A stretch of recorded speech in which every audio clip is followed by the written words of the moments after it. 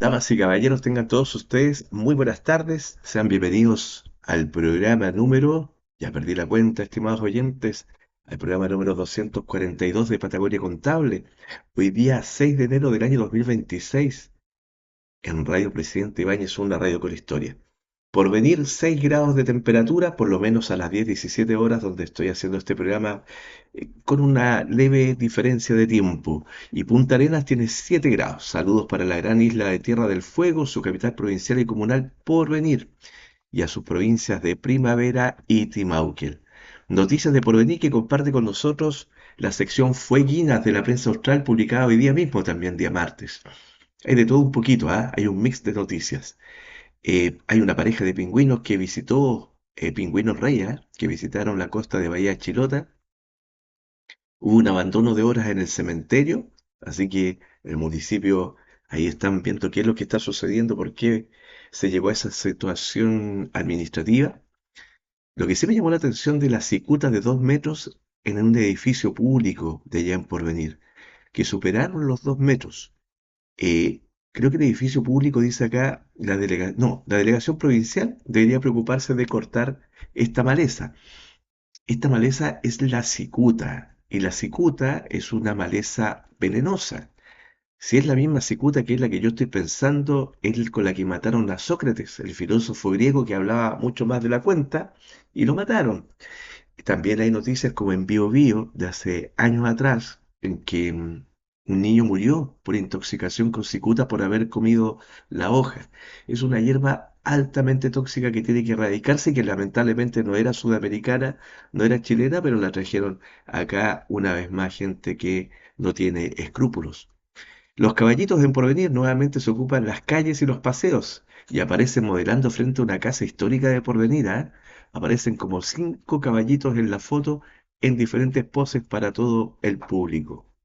Noticias más positivas, además de los caballitos, que es entre positivo y negativo, el municipio fueguino se alista para la fiesta número 23, asado más grande de Tierra del Fuego. ¿Cuándo se va a realizar, estimados oyentes? 7 de febrero del 2026, en una sola jornada. Así que hay que prepararse para pegar una cruzadita a los puntarenenses a la isla de Tierra del Fuego a porvenir. También otra noticia positiva, adultos mayores del programa Vínculos agasajados en Festival de Fin de Año. Hay un grupo de adultos mayores, ¿cierto?, de este programa y que fueron agasajados y no son una cantidad menor. Dice, más de una veintena de adultos mayores de Porvenir participan en actividades del programa Vínculos, esta vez en una fiesta de Navidad y Año Nuevo en la que 11, claro, se recibieron obsequios. Hubo una 11 y se recibieron obsequios. Después, otro tema importante, que hay un alumno de la escuela Bernardo Higgins que irá al English Summer Camps 2026. Este alumno se llama Joaquín Levil Ordóñez y ha sido seleccionado para participar en el English Summer Camp 2026, organizado por el programa dependiente del Ministerio de Educación Inglés Abre Puertas. Y este se realiza durante 5 días durante el mes de enero en Punta Arenas. Para la gente de Punta Arenas, uno ha tenido la suerte de conocer los English Summer Camps con los hijos de uno mismo.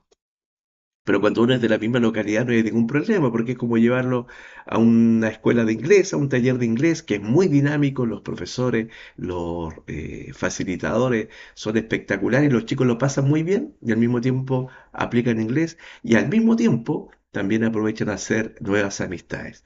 El tema es para alguien de porvenir, que tiene que venir acá, tiene que alojar, tiene que alimentarse y todo el tema. Entonces, es muy importante lo que logró don Joaquín Levil Ordóñez de la Escuela Bernardo Higgins de Porvenir, de llegar y decir, oye, voy a estar 5 días en Punta Arenas, porque para él les viene siendo como una pasantía muy bonita porque una pasantía educativa, académica y social. Así que felicidades para él, para los docentes que acá aparecen en la foto junto a la directora del plantel, doña Ángela Mora, y sus profesoras de séptimo básico, su profesor de séptimo básico. Un fuerte abrazo para ellos por el bonito trabajo que realizan y por el gran esfuerzo que de repente uno no se da cuenta porque está aquí mismo en la capital regional. Así que un fuerte abrazo. Y nuevamente se repite la fotito porque esta noticia yo la había dado, pero lo están repasando que fue el bautizo de los nuevos voluntarios del cuerpo de bomberos. En la primera fila de izquierda a la izquierda parte la mención de los nuevos bomberos bautizados, que es la paramédico Danitza Pinto. Siguen los aspirantes a bomberos Ignacio Gallardo Marcos Norambuena, Scarlett Fernández, Gabriel Casas y Anaíd Obando. Ellos son las personas que aparecen mencionadas aquí en la prensa austral, en la sección fueguina, que van a ser, ya fueron bautizados como nuevos voluntarios del Cuerpo de Bomberos, tan elogiable institución de la cual dependemos mucho para frenar las tragedias. Vamos con lo nuestro. Hoy día, Santoral, hoy día es el Día de Reyes. Hoy es conocido formalmente como la Epifanía del Señor o Día de Reyes, pero para Sudamérica lo conocemos como la Pascua de los Negros, lo cual no es ningún término ofensivo, estimado oyente, y lo vamos a conversar a continuación. ¿Qué se conmemora hoy día 6 de enero del 2026? La visita de los Reyes Magos, Melchor, Gaspar y Baltasar, a Niño Jesús en Belén como una manifestación de Cristo al mundo. Marca el fin de las celebraciones navideñas. Yo recuerdo cuando era chico que me decían que en Argentina ese día se entregaban los regalos, no el día de la Navidad. Y ahí se hace un obsequio, porque eso hicieron los Reyes Magos, entregaron oro, incienso y mirra para un rey que venía llegando al mundo en una pequeña localidad de Israel que se llama Belén. Ahora, ¿por qué la Pascua de los Negros? Hay un estudio de la Universidad de Tarapacá, con fondos del Ministerio de la Cultura, que se desarrolló en mayo del 2019, que se encargó de analizar, de verificar, en el caso de Pica y Matilla, en la comuna de Pica, se investigó la Pascua de los Negros o Pascua de Reyes, que es festejada cada año durante el 6 de enero. Así dice la nota. La Pascua de Reyes o Negros es una tradición típica de la región de Tarapacá que posee sus propios cantos, pasos de baile, zapateo, gastronomía, chocolate caliente, ponche y repostería y prácticas tradicionales.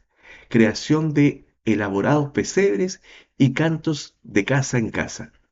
El doctor Franco da Ponte, musicólogo de la Universidad de Tarapacá y quien lidera la investigación en Pica y Matilla, precisó que el convenio se realizó en el contexto del compromiso de la Universidad de Tarapacá con el patrimonio inmaterial de los pueblos originarios de la región.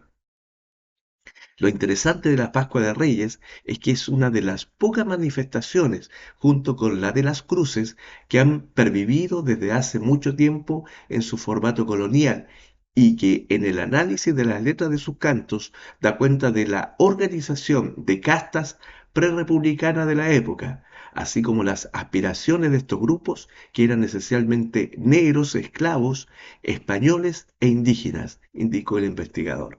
Así que en realidad decir la Pascua de los Negros es porque se habla de una tradición de muchos años, antes de que exista la República acá en América. Y específicamente este estudio de la Universidad de Tarapacá lo focalizó en la comuna de Pica, donde hay un oasis espectacular y donde salen esos famosos limones, esos limones pequeñitos, chiquititos, que dan harto jugo. Muy bueno para el pisco sour, como me han contado.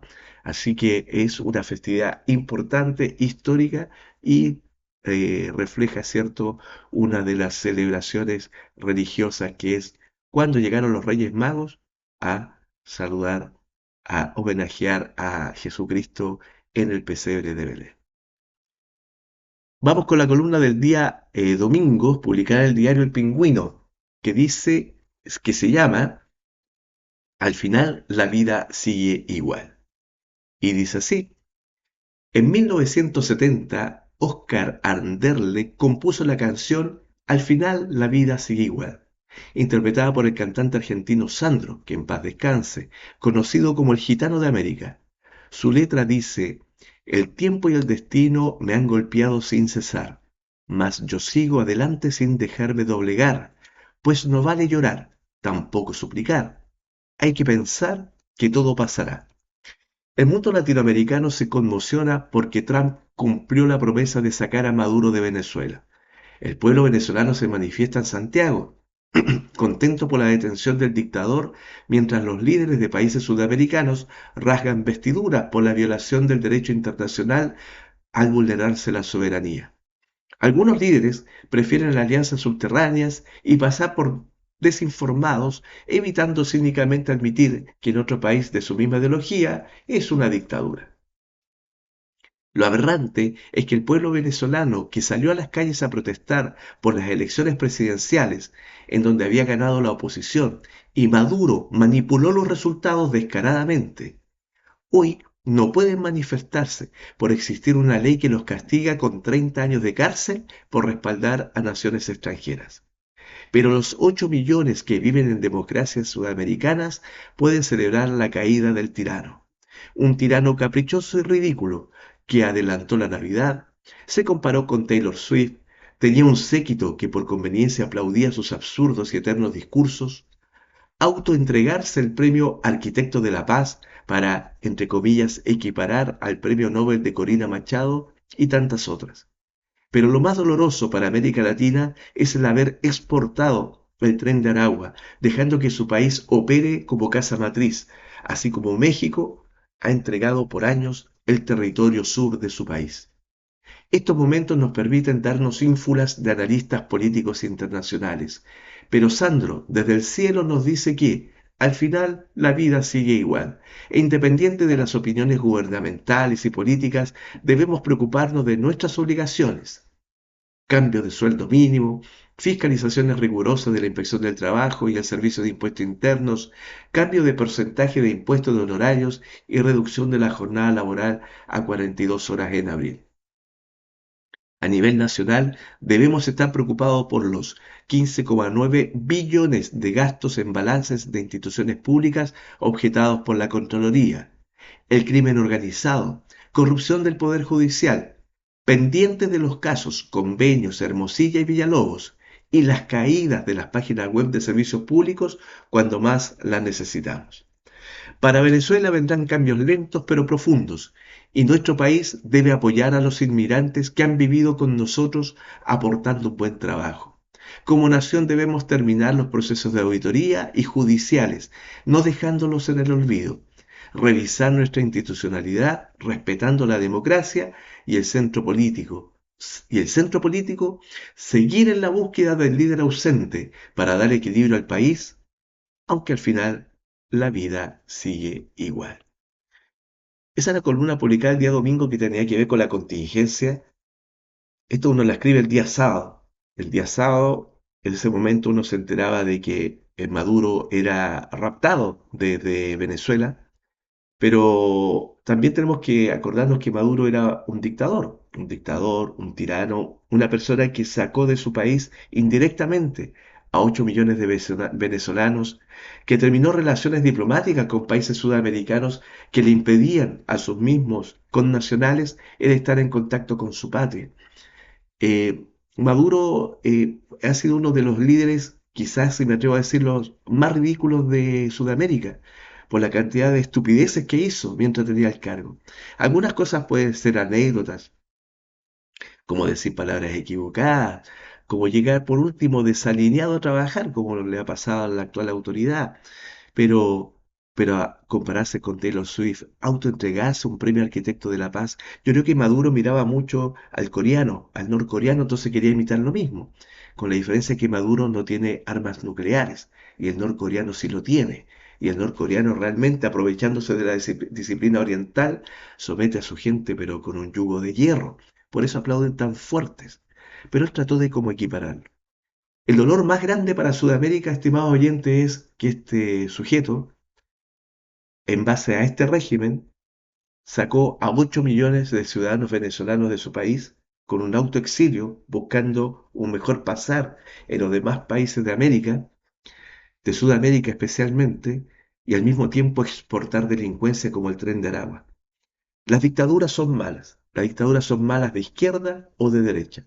Donald Trump, por su parte, nos está mostrando otro tipo de dictadura.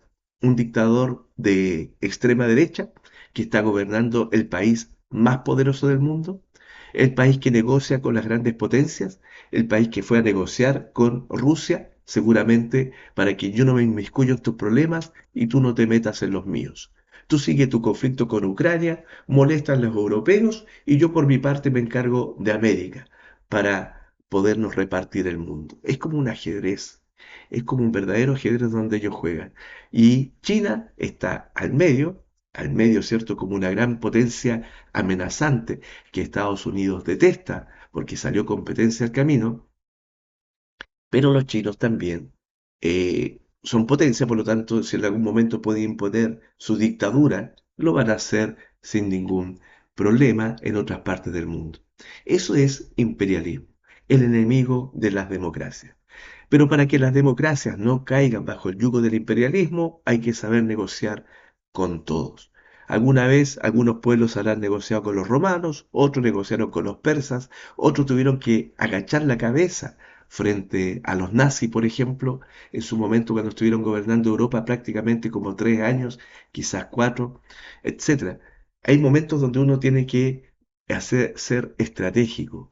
Es como Odiseo del libro la Ilíada y la Odisea, Odiseo, que era rey de Itaca y tenía que someterse a los caprichos de los reyes de Atenas, porque simplemente él no tenía poder militar para hacerle frente. Acá se ocupa estrategia, se ocupa lo mejor que sea para nosotros como país.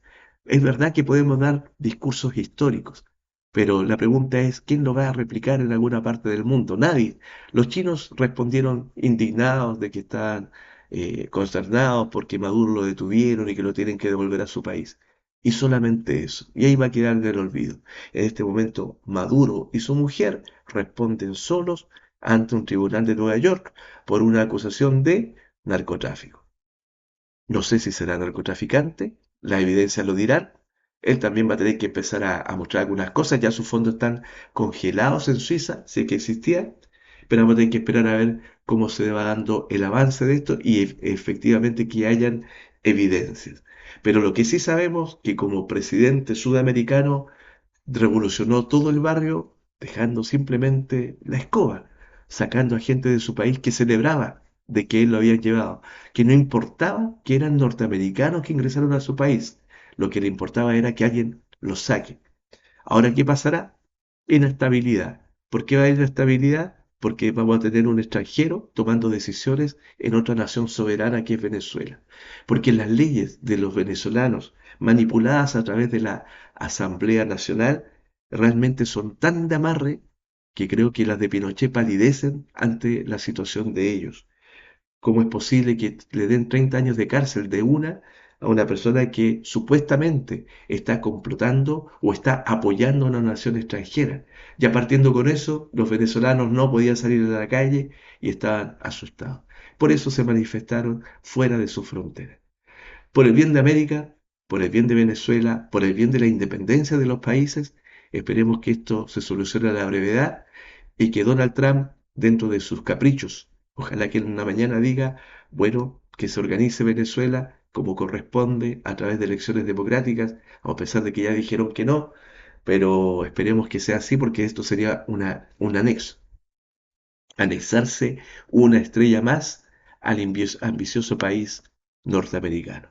Pero ya por lo menos Maduro no está en el poder y esperemos que se siga descabezando democráticamente esa línea política que solamente ha traído retrocesos para una de las economías más grandes de Sudamérica y uno de los países más ricos en petróleo. Relacionado con lo mismo, la agencia AFP, en esta noticia editada por M. Silva para EMOL, nos dice, Dinamarca advierte a Donald Trump que si ataca a un aliado de la OTAN sería el fin de todo. La primera ministra Mette Frederiksen manifestó que se están haciendo todo lo posible para disminuir la tensión iniciada por el actual presidente de Estados Unidos. ¿Qué dijo Trump? ¿Qué hizo Trump? Trump insistió el domingo en la anexión de Groenlandia, pese a los llamados de las autoridades de la isla y de Copenhague para que Washington respete su integridad territorial. Necesitamos a Groenlandia para garantizar la seguridad nacional y Dinamarca no está en capacidad de hacerlo, declaró Trump a los periodistas a bordo del Air Force One cuando le preguntaron sobre el tema. Y dice así, también dijo así, nos preocuparemos de Groenlandia en unos 2 meses. Hablemos de Groenlandia en 20 días, agregó el presidente norteamericano. Quién sabe si aquí en enero o febrero Donald Trump comete otra locura. que sería invadir Groenlandia. Groenlandia es una isla espectacularmente grande que está en el hemisferio norte, prácticamente al lado de Canadá, más que de Estados Unidos, y que le pertenece como colonia a Dinamarca. Dinamarca es un país pequeñísimo de los nórdicos, pero son países desarrollados que como están en un vecindario de ricos, también le va bien, porque esto así funciona de esta manera la ubicación de los países dependiendo de qué región estén instalados. Entonces lo que quiere hacer Donald Trump es tomar posesión de ellos porque estratégicamente con eso puede aislar a Estados Unidos, por ejemplo, de Rusia o de los mismos europeos. Ahora, Dinamarca pertenece a la OTAN, y si atacan a Dinamarca, estarían atacando a toda la organización del Atlántico Norte. La pregunta que tenemos es, ¿puede hacer algo Groenlandia para frenar esto? Groenlandia es pequeñísimo en población. Tiene solamente 57.500 habitantes, la mitad de Punta Arenas, un poquito más grande que Puerto Natales, etcétera. Su población es indígena en un 87%, básicamente del pueblo inuit. Su territorio es gran, pero muy grande, ¿ah? Tiene 2 millones de kilómetros cuadrados, 3 veces más grande que Chile. Entonces, mucho territorio, mucho hielo, porque hay hielo todavía ahí, que preocupa, por ejemplo, a los ambientalistas, porque también se está derritiendo aceleradamente. Yo creo que por eso Trump también le está dando su vistazo y poca gente para defenderlo en caso de que haya una invasión. No existe invasión. Y Dinamarca no tiene las fuerzas armadas suficientes para enviar ejércitos. Y si lo hiciera la OTAN, ya estaríamos hablando de una guerra mundial. La pregunta es, ¿qué hace Europa al medio de un frente donde están, por un lado, los rusos y por el otro lado está Estados Unidos? Si bien es cierto que los países de la OTAN son poderosos, Alemania, Francia, principalmente Inglaterra, lamentablemente las dos potencias someterían a Europa. Nunca hace mucho tiempo que uno no veía una cosa tan franca de parte de estos gallos que son imperialistas. Imperialista ruso, imperialista norteamericano, para que la gente con la política no se confunda. El imperialismo chino también está. Los hindúes todavía están resguardaditos, pero ellos tienen una cantidad de habitantes también poderosa y tienen armamento importante. Estos países imperialistas nunca se habían manifestado tan abiertamente. Siempre habíamos escuchado hablar de la CIA, de la KGB u otro organismo después que tuvieron los rusos de hacer inteligencia, de saber información, de tratar de desestabilizar democracias, pero nunca lo habíamos visto tan abiertamente. Por eso creo que nos asusta y nos preocupa. Así que esperemos por el bien del mundo de que Donald Trump pare este desenfreno, porque creo que ya se está creyendo en un emperador. Ahora, ¿qué pasa con el comercio? Pablo San Martín de Mol nos cuenta que una fiebre del oro masiva se está viviendo. Inversionistas ya viajan a Venezuela a evaluar oportunidades tras caída de Maduro. Todos los bancos están enviando gente, dijo un autor financiero con sede en Australia. La nota dice así en una de sus partes. Las oportunidades van desde comprar participaciones en empresas que cotizan en bolsa y que se beneficiarían de un aumento de la producción de recursos hasta otorgar crédito privado a firmas locales. Hay una firma que, por ejemplo, se llama Clery, que es la gestora de la empresa Tribeca Investment Partner, que tiene 4.000 millones de dólares. 4.000 millones de dólares son 4 billones de pesos, porque les fue muy bien. Ellos dicen que están llanos a invertir 40.000 millones de pesos chilenos, ¿cierto?, en Venezuela para participar en esta reactivación. Para los que son un poquito más grandes, se recordarán cuando cayó el muro de Berlín, después vino la perestroika, Rusia dijo ya nuestro modelo comunista no funciona, la Unión de Repúblicas Soviéticas Socialistas se separa y se transforma en una comunidad, así como la Comunidad Europea. Ellos tenían su comunidad de Oriente. Y a contar de ese momento, creo que lo primero que llegó fue McDonald's. Fue lo primero que invirtió en Moscú, fueron instalación de McDonald's. Y los rusos estaban vueltos locos comiendo en McDonald's. Esa es una muestra de una franquicia que entró hacia allá. Posiblemente las franquicias en Venezuela igual existen, pero en una menor cantidad y medida, y depende de qué país vengan. Ahí yo desconozco. Pero lo que sí está claro, que si con el modelo económico que tenía Venezuela la producción era baja, y Donald Trump se está apropiando de algo que no le corresponde, pero que quiere hacer justicia según él de hace 25 años atrás, va a haber que mucha inversión en petróleo y en gas. Y la tecnología que se tiene ahora no es la misma con la que quedó congelado Venezuela años atrás. Por lo tanto, van a haber muchas empresas interesadas en prestar dinero, como los bancos, y otras empresas con instalarse y ejecutar las obras, porque esto va a ser algo explosivo. Así que el comercio es frío, es cruel, es rudo, le importa un comino qué gobierno esté, lo que a ellos les interesa es simplemente generar riqueza. Vamos con otra nota más de Olivia Hernández de la sección Pulso de la Tercera. Intercambio continental. ¿Qué le compra Chile a Venezuela y qué productos son los que se exportan a ese país? Cuando hay conflictos con algún país, uno tiene que ver cuánto pierde y cuánto gana. En este caso, Chile exportaba más bienes a Venezuela que Venezuela a nosotros. Lo que más exportaba Chile era purés y jugos de tomate, la mayor cantidad, 14,3 millones de dólares. Granos aplastados o en copos de avena, 9,8 millones de dólares. Pasta química de madera, 5,3 millones. Uvas y pasas morenas, 4,8 millones. Granos de avena mondados, 4,6 millones. Salmones enteros y congelados, 3,8 millones de dólares. Todo esto en dólares. Manzanas frescas, 9,4 millones de dólares. ¿Y qué importaba uno de Venezuela? Que petróleo era poco, no era tan relevante. Primero la urea, que es un compuesto químico utilizado como fertilizante. Después el carbono, que se utilizó 1,4 billones de dólares.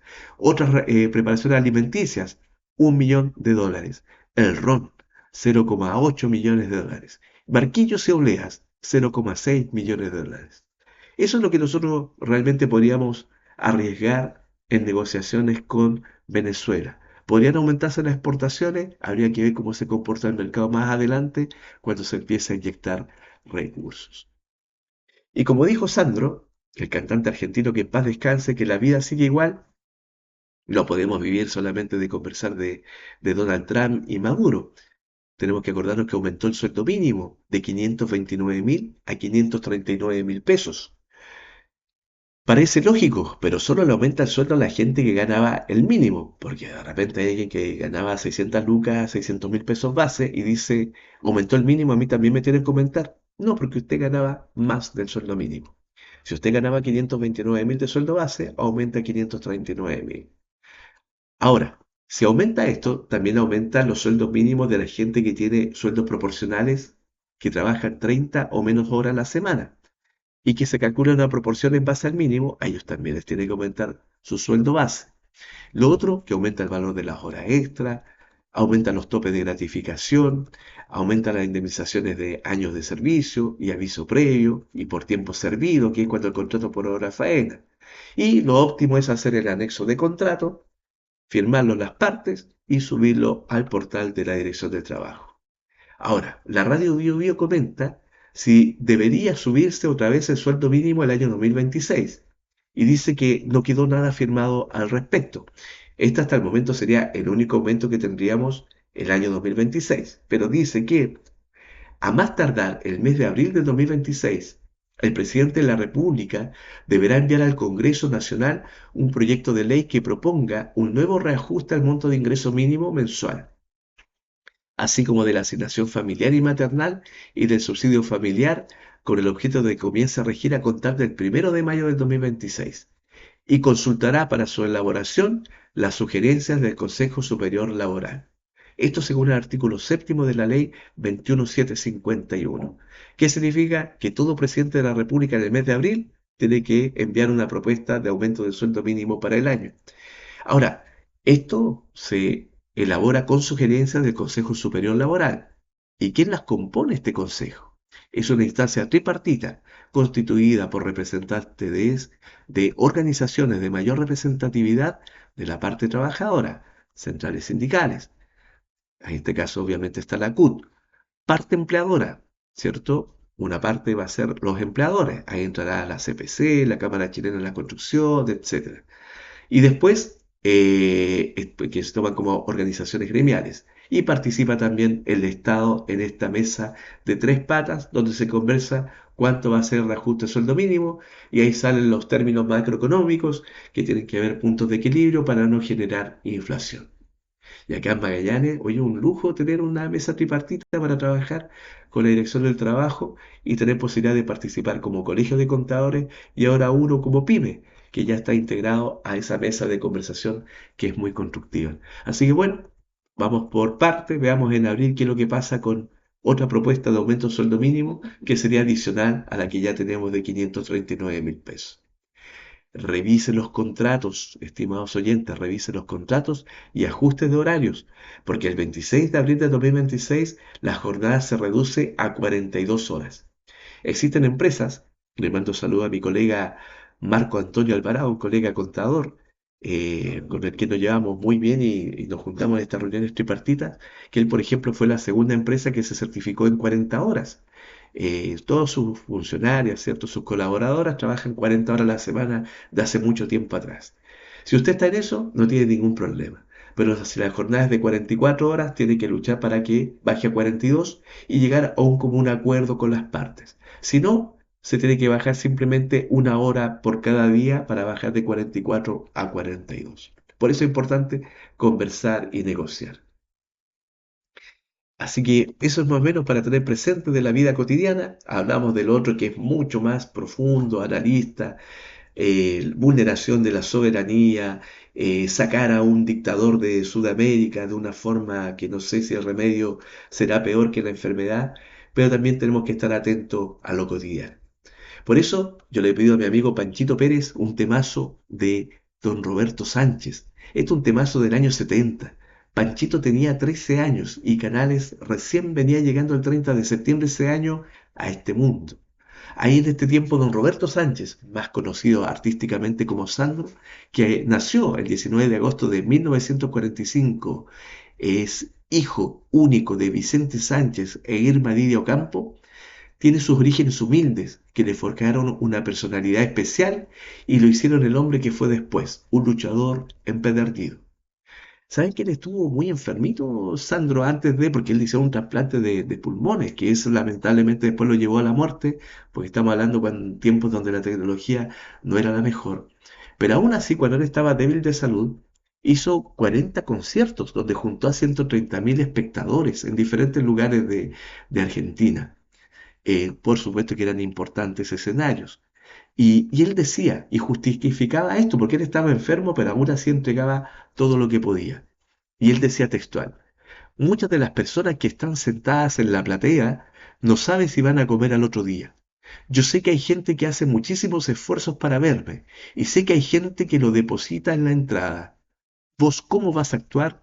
Si están entregando el alma, vos tenés que devolverlo con intereses. Sandro era una persona comprometida con sus seguidores, con sus fans, con la gente que lo escuchaba. Por eso le entregaba intereses en el escenario, para que valga la pena el esfuerzo que mucha de esa gente pagaba para poder ir a verlo. Él fallece el 4 de enero de 2010 en el Hospital Italiano de Mendoza por un shock séptico tras haberse sometido a 5 intervenciones luego de un trasplante cardiopulmonar. Ese día dejó este mundo, pero nació la leyenda en la que se convirtió gracias a una voz envidiable, un carisma único y un talento inigualable. A mi amigo Francisco Pérez le pido el tema La vida sigue igual de Sandro. Muchas gracias y nos vemos la próxima semana.